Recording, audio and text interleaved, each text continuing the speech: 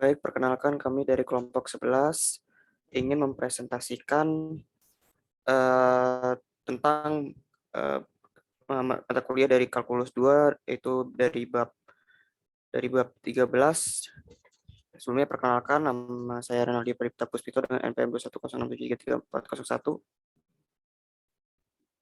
Nama saya Farsyana Valino Hermadi dengan nomor NPM 21067333471. Nama saya Sergio Fadila dengan NPM 21067333396. Next. Yang pertama ada di subbab 13.1 yaitu double integral over rectangles. Kita memulai dengan mempertimbangkan ruang di atas daerah persegi panjang R, pertimbangkan fungsi kontinu f dalam kurung x, y dalam kurung lebih dari 0 dari dua variabel yang didefinisikan pada persegi panjang tertutup R.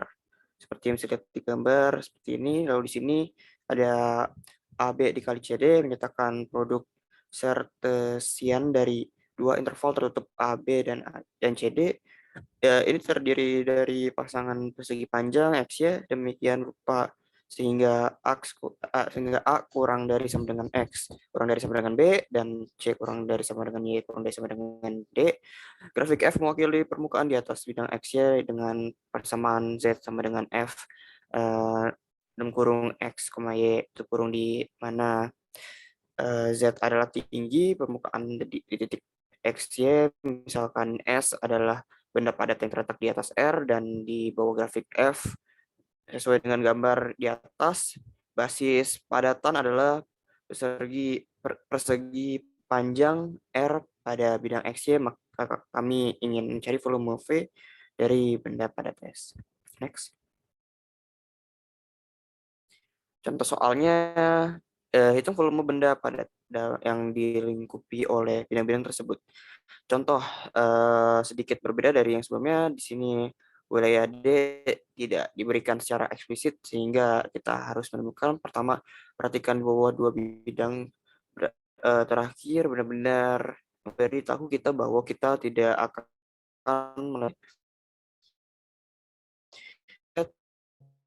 bidang pertama 4x plus 2y plus z sama dengan 10 adalah bagian atas volume dan jadi kami benar-benar mencari volume di bawah Z sama dengan 10 dikurang 4X dikurang 2Y. Dan di atas daerah D pada bidang XY min bidang kedua Y sama dengan 3XY yaitu bidang memberikan salah satu sisi volume seperti yang ditunjukkan di bawah ini. Seperti yang ada di gambar, daerah D akan menjadi daerah ada bidang XY yaitu Z sama dengan 0 yang dibatasi oleh Y sama dengan 3X, X sama dengan 0, dan garis di mana Z plus 4X plus 2Y sama dengan 10 memotong bidang XY. Kita dapat menemukan di mana Z ditambah 4X plus 2Y sama dengan 10 memotong bidang XY dengan memasukkan Z sama dengan 0 ke dalamnya. Jadi berikut nih sketsa daerah D seperti di atas. Next. Lalu kita masuk ke subbab kedua yaitu 13.2 integrated integral. Hasil penerapan integral ke fungsi lebih dari satu variabel, misalnya semedikan rupa sehingga setiap integral menganggap beberapa variabel sebagai konstanta yang diberikan. Next.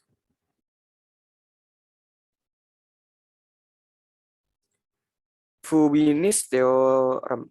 Teorema Fubini benar jika F terbatas pada R dan F diskontinu hanya pada sejumlah kurva dikontinu. Dengan kata lain, F harus dapat diintegralkan terhadap R. Asumsikan A, B, C, dan D adalah bilangan real. Kami mendefinisikan integral berulang untuk fungsi F dalam kurung XY di atas daerah persegi panjang R sama dengan AB kali CD sebagai berikut. Next. Contoh soalnya dengan menggunakan teorema Fubini, hitung integral pada seperti yang terlihat di gambar, yaitu integral F dalam kurung XY dA di mana f x y sama dengan x dan r sama dengan 0,2 dikali 0,1.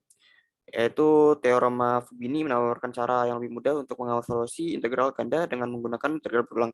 Perhatikan bagaimana nilai di atas daerah R terbagi menjadi atas dan bawah integrasi. Dapat perhitungan sebagai berikut, seperti yang kita bisa lihat, integral R f dalam kurung x y dA dan integral R f dalam kurung xy dx dy yang membuahkan hasil integral y sama dengan 1 y sama dengan 0, 2 dy sama dengan 2 y sama dengan 1 y sama dengan 0 sama dengan 2. Next. Lalu kita masuk ke subbab ketiga, yaitu double integral over non-rectangular region. Dalam mengembangkan konsep dan alat evaluasi integral pada daerah umum yang tidak persegi panjang, pertama kita perlu memahami daerah tersebut dan dapat menyatakan sebagai tipe 1 atau tipe 2 atau kombinasi keduanya. Tanpa memahami daerah, kita tidak akan dapat menemukan batas integral pada integral rangkap. Next. Teorema double integral over non-rectangular region, misalnya G dalam kurung x y adalah instansi ke persegi panjang R dari fungsi f dalam kurung x y yang didefinisikan dengan daerah D dan R seperti yang ditunjukkan pada gambar di dalam R, maka G dalam kurung x y dapat diintegralkan dan didefinisikan integral rangkap dari f dalam kurung x y terhadap D. Lalu yang kedua, teorema decomposing region into small region. Teorema ini berguna untuk daerah non persegi panjang karena memungkinkan kita untuk membagi daerah menjadi gabungan daerah tipe 1 dan tipe 2, kemudian kita dapat menghitung integral ganda pada setiap bagian dengan cara yang mudah. Misalkan daerah D dapat dicatatkan sebagai D sama dengan D1 D2 dari mana D1 dan D2 tidak tumpang tindih kecuali pada batasnya. Lalu yang ketiga ada teorema Fubini's theorem, storm form integral, yang dalam ekspresi ini adalah integral berulang mirip dengan yang telah kita lihat sebelumnya. Perhatikan bahwa dalam integral pada persamaan pertama kita diintegrasikan f dalam kurung xy dan x tetap konstan, dan limit integrasinya adalah G1 dalam kurung x dan G2 dalam kurung x. Dalam integral dalam persamaan kedua ini diintegrasikan f dalam kurung xy dan dengan y tetap konstan, dan limit integrasinya adalah H1x dan H2x. Next. Ini ada contoh soalnya. Nyatakan daerah D yang ditunjukkan pada gambar sebagai gabungan daerah tipe 1 atau tipe 2 dan evaluasi integralnya. Next. Selanjutnya ada 13.4, yaitu double integral in polar coordinates. Ketika kita mendefinisikan integral ganda untuk fungsi kontinu dalam koordinat persegi panjang, misalnya G di atas daerah R pada bidang XY, kita membagi R menjadi supersegi panjang dengan sisi-sisi sejajar dengan sumbu koordinat. Sisi-sisi ini memiliki nilai X konstan atau nilai Y konstan. Dalam koordinat kutub, bentuk yang kita kerjakan adalah persegi panjang, yang sisinya memiliki nilai R konstan atau nilai yang konstan. Nah, ini untuk soalnya, yaitu ada dual integral dari 3x dA over the region R dengan 1 kurang dari R, kurang dari 2, 0, kurang dari theta, kurang dari pi. Lalu kita gunakan integral dengan limit yang tadi saya sebutkan, lalu pertama diintegralkan dengan R, lalu diintegralkan dengan theta dengan hasilnya adalah 0. Next. Lalu 13.5, application of double integral. Integral ganda itu sangat berguna untuk mencari luas daerah yang dibatasi oleh kurva fungsi. Kami menggunakan situasi ini secara lebih rinci di bagian selanjutnya. Namun, jika daerah tersebut berbentuk persegi panjang, kita dapat mencari luasnya dengan mengintegrasikan fungsi konstanta fxy sama dengan 1 pada daerah R. Luas daerah R diberikan oleh AR sama dengan double integral 1 dA. Nah, ini untuk contoh soalnya. Find integer r, x, y, 0 kurang dari x kurang dari 3. 0 kurang dari y kurang dari 2.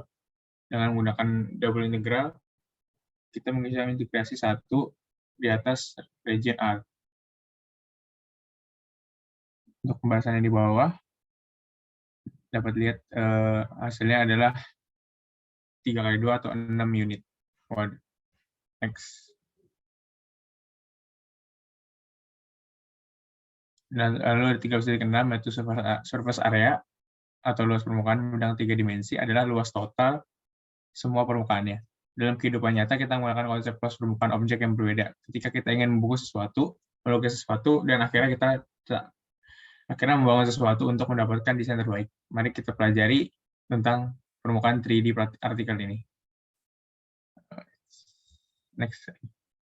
Nah, ini untuk contohnya. Pertama itu adalah tentukan luas permukaan total sebuah silinder jika jari-jarinya 3,5 satuan dan tingginya 6 satuan. Kita tahu bahwa rumus untuk mencari luas permukaan silinder adalah 2πr, lalu buka kurung R tambah H tutup kurung. Lalu kita jumlahkan semuanya, hasilnya 209 satuan. Oleh karena itu, luas permukaan total silinder adalah 209 unit. Lalu contoh kedua, jika jari-jari dan tinggi kemiringan kerucut es krim masing-masing adalah 4 inci dan 7 inci, berapa luas permukaannya? Lalu kita ketahui jari-jarinya adalah 4 inci dan tinggi miringnya adalah 7 inci. Luas permukaan kerucut adalah R, buka kurung R tambah L, tutup kurung. Lalu kita jumlahkan, hasilnya adalah 138,16 inci kuadrat. Maka itu adalah luas permukaannya. Next. Oke. Boleh dilanjut dengan harusnya. Baik, yang selanjutnya 13.7 triple integrals in Cartesian coordinate. Seperti halnya integral tunggal dan ganda, penjelasan integral rangkap 3 akan dimulai dengan penjumlahan Riemann. Perhatikan sebuah fungsi f 3 variabel yang didefinisikan untuk suatu luasan yang berbentuk balok B dengan sisi-sisi yang sejajar dengan sumbu koordinat. Kita tidak bisa lagi menggambar grafik f, yaitu dimensi keempat yang diinginkan, tetapi kita dapat menggambar seperti gambar yang telah dicantumkan di PPT ini. Selanjutnya untuk contoh soalnya dapat dilihat pada gambar yang seperti ini. Jadi hitung X kuadrat YZDV dengan B adalah kotak. Bisa dilihat jawabannya di sini, maka terdapat 6 urutan perintegralan yang mungkin yang mana di antara mereka akan menghasilkan jawaban 7/3. Selanjutnya 13.8 yaitu triple integral in cylindrical coordinate and spherical coordinates. Dalam ruang 3 dimensi atau R3, sebuah titik dengan koordinat persegi panjang X, Y, Z dapat diidentifikasikan dengan koordinat silinder R, theta, Z, dan sebaliknya. Kita dapat menggunakan hubungan konversi yang sama ini, menambahkan Z sebagai jarak vertikal ke titik dari bidang XY seperti yang ditujukan pada gambar di bawah ini. Nah, berikut ini adalah rumus dari konversi koordinat silinder untuk mengkonversi koordinat persegi panjang ke silinder, yaitu X sama dengan R cos theta, Y sama dengan R sin theta, dan Z sama dengan Z. Selanjutnya untuk contoh soal dari 13.8 yaitu evaluasi integral rangkap 3 di mana kotak silinder B adalah B sama dengan R theta Z sedemikian hingga 0 lebih kecil sama dengan R, lebih kecil sama dengan 2, 0 lebih kecil sama dengan theta, lebih kecil sama dengan pi per 2, 0 lebih kecil dari sama dengan Z, lebih kecil dari sama dengan 4. Nah, maka jawabannya ini kita dapat menulis integral rangkap 3 sebagai integral berulang sebagai berikut yang ada di gambar pada PowerPoint ini. Yang terakhir yaitu 13.9 change of variables in multiple integrals. Mengingat dari aturan substitusi metode integrasi dengan substitusi, maka kita dapat mengevaluasi integral seperti gambar berikut, yaitu X dalam kurung X pangkat 2 kurang 4 pangkat 5 dx. Nah, integral ini jauh lebih sederhana untuk dievaluasi. Dengan kata lain, ketika menyelesaikan masalah integrasi, kita dapat membuat substitusi yang tepat untuk mendapatkan integral yang menjadi jauh lebih sederhana daripada integral aslinya. Nah, ini merupakan contoh soal dari 13.9 yaitu change of variable in multiple or multiple integral. Baik, sekian presentasi dari kami. Kurang lebihnya mohon dimaafkan. Assalamualaikum warahmatullahi wabarakatuh.